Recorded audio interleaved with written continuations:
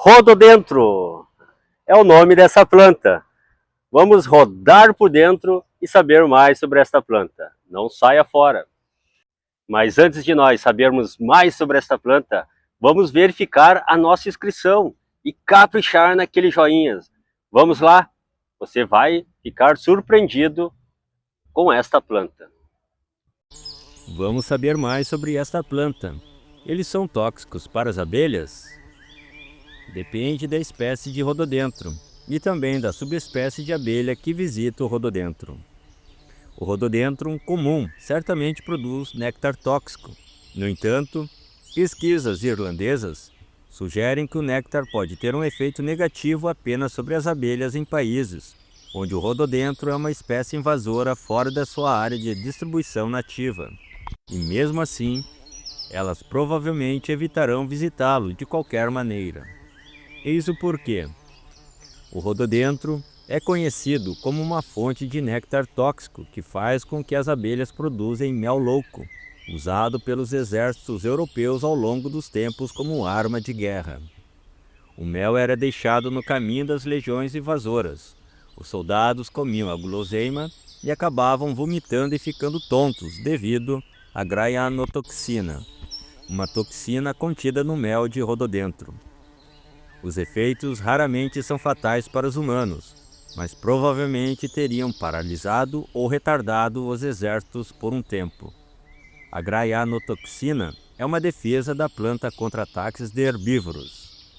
Apenas 2 a 3 colheres de chá do mel de primavera produzido pelas abelhas gigantes do Himalaia, uma subespécie de Apis dorsata, podem causar paralisia temporária por um dia ou mais, de acordo com o artigo de Mark Sinotti. Existe um mercado para o mel porque algumas pessoas acreditam que ele melhora o desempenho sexual e isso pode dar muito errado. O rododendro foi introduzido na Irlanda no século XVIII e invadiu grandes áreas rurais, onde é considerado uma praga.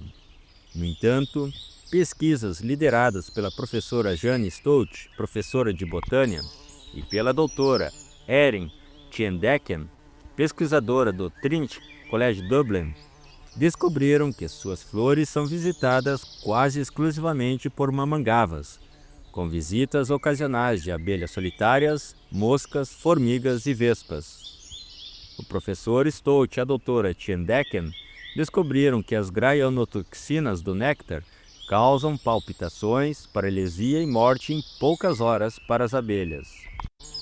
Eles também testaram as graianotoxinas em uma espécie irlandesa de abelha mineira, Andrena scotica. Essa espécie não sofreu aumento na mortalidade, mas teve seu comportamento severamente afetado, por exemplo, ficando paralisada ou passando mais tempo se limpando. Em contraste, o néctar não tem efeito aparente sobre as mamangavas operárias.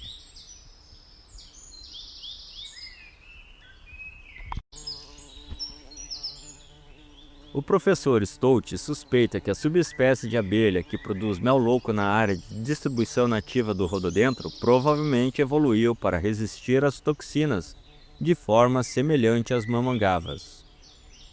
Acredita-se que existam cerca de 1000 espécies de rododendros, e essas espécies produzem inúmeros híbridos.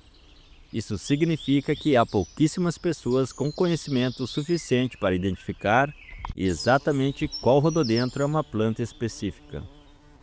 Em termos de aparência e floração, isso não importa muito, mas descobriu-se que a concentração da toxina principal depende da espécie híbrida.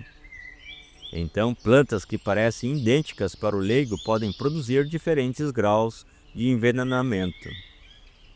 Depende até de onde o rododendro está crescendo. Para complicar ainda mais a situação, pesquisadores dos jardins de Kew descobriram níveis variáveis de toxinas do néctar, mesmo em diferentes plantas de rododendro. Venenos ocultos no néctar do rododendro. Veja a seção A Química Mutável das Plantas Invasoras. Uma análise química em escala de paisagem, comparando plantas de rododendro na Irlanda com plantas de rododendro na área de distribuição nativa da espécie, Espanha, Portugal, constatou que os níveis de toxinas eram, em geral, menores nas plantas irlandesas. Então, os apicultores precisam se preocupar? Parece improvável que os rododendros causem muitos problemas aos apicultores britânicos. Se tivermos rododendros por perto, a pesquisa realizada pelo professor Stout e pelo Dr. Tchedecker sugere que as nossas abelhas provavelmente o evitarão. Além disso, as plantas provavelmente serão menos tóxicas do que em sua área de distribuição nativa. Se tivermos apenas espécies híbridas de rododendros por perto, os híbridos provavelmente também serão menos tóxicos. Os rododendros podem ser um problema apenas para os apicultores cercados por grandes áreas de rododendros, o que pode sufocar outras plantas e reduzir a quantidade de forragem disponível para as abelhas.